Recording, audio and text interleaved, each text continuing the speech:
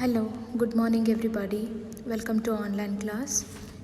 In today's class, we'll discuss regarding vouching of sales book. See, for the purpose of vouching the sales, the books and the accounts available are like sales register, accounts of debtors, and goods outward book. Then vouchers which are available for vouching of sales book is for primary voucher it is copy of the invoice, and for subsidiary voucher, that is for alternative voucher, it is order received book, order, goods dispatched note, statement of account, and any other correspondence. The work of the auditor will be determined by how the transactions have been recorded from the time of the receipt of the order to the time of sending the invoice to the customer. So let's understand the procedure which are involved in vouching of sales book. The first one is sales register should be examined with the copies of the sales invoices. See, the sales register should be examined, it should be verified, it should be checked with the copies of sales invoices. The sale of capital items should not be recorded in the sales book because those are capital items will be considered on the revenue side, or they will be considered as the revenues.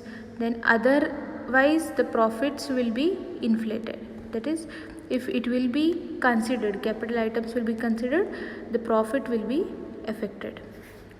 Next, test check should be applied on the calculations made in the sales invoice, that is the rates of trade discount applied on the calculations made in the sales invoice. The test check or the verification should be done for the calculations which are made in the sales invoices. The sales invoices or the copies of the sales invoices will be considered as the voucher of the sales register or the proof for the sales register, right? So whatever the calculation has been done on these sales invoices, that should be verified. The totaling and the castings of sales book should be verified. Yes, the totalings in the sales book and the castings, the whatever the casting has mentioned, that should be verified. Okay, then rates of trade discounts allowed to the customers should be checked. This rate should be according to the rules of the organization and according to the agreement reached with the customers. See, it should be verified that all the sales invoices are prepared on the basis of challenge. Then sales invoices are entered in sales book and from there posted to their respected accounts. See, the sales invoices which are prepared on the basis of challenge, okay, those should be entered in the sales book along with the sales invoices, and it should be posted to the respected accounts. Okay, then sales made in the current year must be recorded under that year and shall not be treated as sales of subsequent year. The whatever sales has been made for the current year, that should be shown on under that particular year only. The current year sales should not be shown in the subsequent years. Okay, so it should be treated as the current year items or the current year sales rather than the subsequent year. All cancelled sales invoices must be kept together for verification by auditor, who should see that cancelled invoices are properly treated in the books.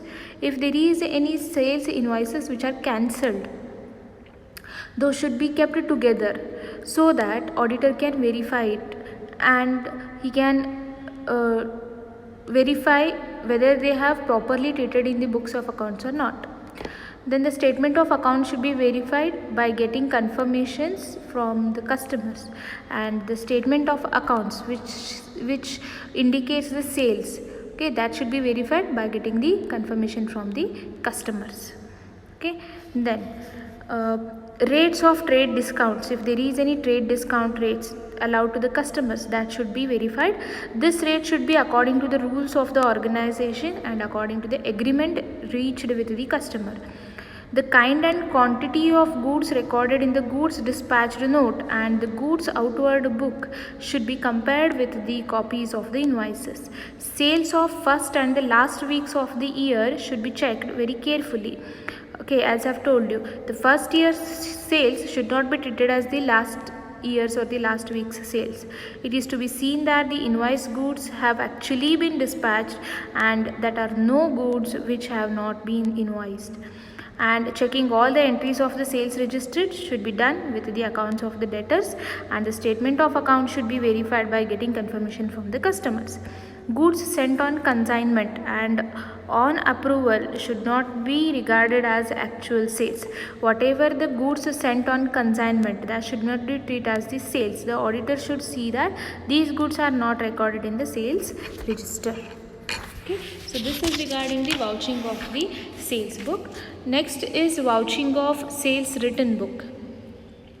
For vouching the sales written book, sales written means what? Whatever we have sold. Okay, sometime the customer will return it back. That will be treated as what? Sales written. And these entries will be recorded in the what? Sales written books. So for the purpose of vouching these sales written book, the books of account available is sales written book, debtors account, goods inward book, and the vouchers, that is the primary and the alternative vouchers which are available for verification of these sales written book is like issued credit note, debit note, goods received note, account statement, and the copy of the original invoice and the any other correspondence. So on receiving the sales written, its entries should be made in the goods receiving book by the gatekeeper. Then a credit note should be issued to the customer. Okay, the credit note should be issued only after obtaining sanction from the responsible officer. Before issuing the credit note, written inward register and the store records should be verified. So on receiving the sales written, entries should be made in the goods receiving book by the gatekeeper, and then credit note will be issued to the customer. These credit note issued only after, it should be issued only after obtaining the sanction from the responsible officer.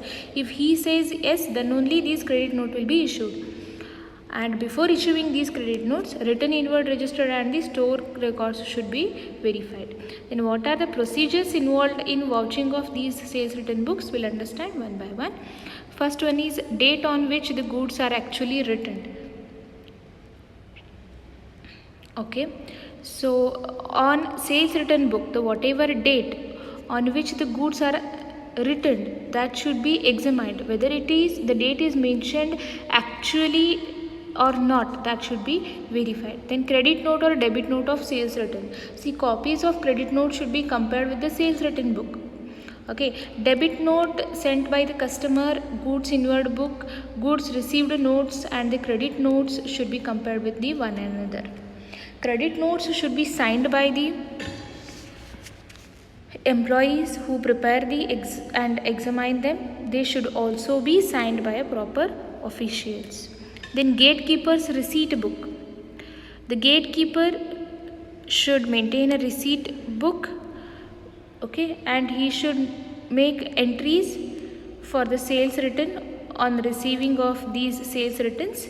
That will be known as what? Gatekeeper's receipt book. Then written inward register, and even in written inward register should be verified by the auditor. Then stores records. See, entries of the sales written register should be compared with the debtors account. Statement of accounts sent from time to time should also be examined with the stores records, written inward registers, and the gatekeeper's receipt book. The original invoice, corresponding entry for the return of goods in customer's account. Corresponding entry for the return of goods in customer's account. So whatever the entry, the return of the goods will be entered in the written inward book and the store records, that entry should be even shown in the customer's account. Okay, then goods returned should form the part of closing stock at cost price or market price, whichever is less. So goods returned, okay, should be part of the closing stock. Okay, see, goods returned should show as a part of the closing stock at cost it should be shown, okay, or it should be shown at price or market price, whichever is less, but it should be the part of the closing stock, okay.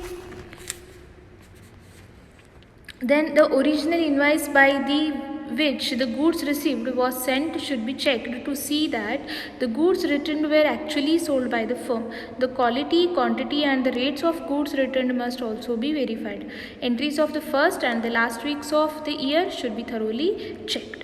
So this is regarding the sales return book, vouching of the sales return book. Nothing. The whatever the goods will be returned by the customers, that should be verified with the credit note and the debit note, which will be issued by the gatekeeper as well as the you can say the storekeeper.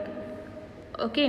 So these should be verified. The gatekeeper will be having a receipt book where he will record on receiving the sales return. He will put entries regarding the goods received, and he issues the credit note to the customers with the sanction of the responsible officer.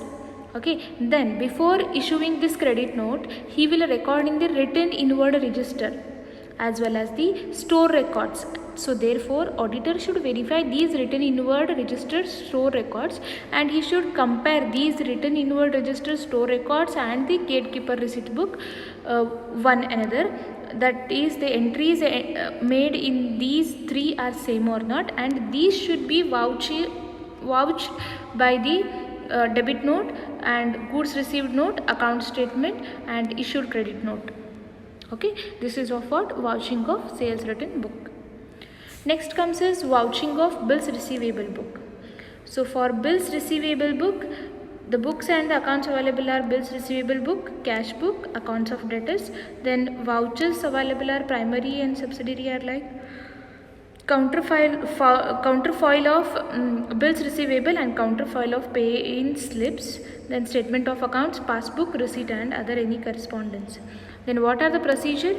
We'll understand one by one. First one is should be compared with the accounts of debtors. See entries of the bills receivable book. Bills receivable are what? It is exactly opposite of the bills payable. Okay, where loans will be loans will be received by issuing the bills receivable notes, right? So entries of these bills receivable books should be compared with the accounts of debtors. Then should be compared with the counterfoils of bills receivable. Entries of bills receivable book, it should be compared with the counterfoils of bills receivable. Whatever the counterfoil of bills receivable will be there, those will be considered as the evidence for bills receivable books, and those both should be compared together whether the entries are the same or not. Then due dates should be examined. See statement of bill due dates. Okay, due dates means what? Bill due date. The bill is what? It is an agreement between the two parties that on a particular date the agreement will come to an end, and at the end of that date, on that due date, the person who has taken the money, he has to return it to the person who has given the money, right? That is what bill. So statement of bills due date, maturity date should be examined with the cash book and the bank pay-in slip. Okay, then cash should be examined with cash book. The bills which have been discounted before the due date should be examined with the passbook. If the bills, any of the bills have been discounted, okay, by discounting, if the person who has given the money, if he want the money back before the due date, then he will get that money but after discounting some commissions. Okay, so if the bills have been discounted before the due date, that should be examined with what? Passbook. If the payment of the bill has been received before the due date, okay, if any of the payment of the bill has been received before the due date, then the cash should be examined with the cash book, and the property of the discount should also be examined. Then the entry of dishonor of bill should be examined. Sometimes the bill is not paid on the due date.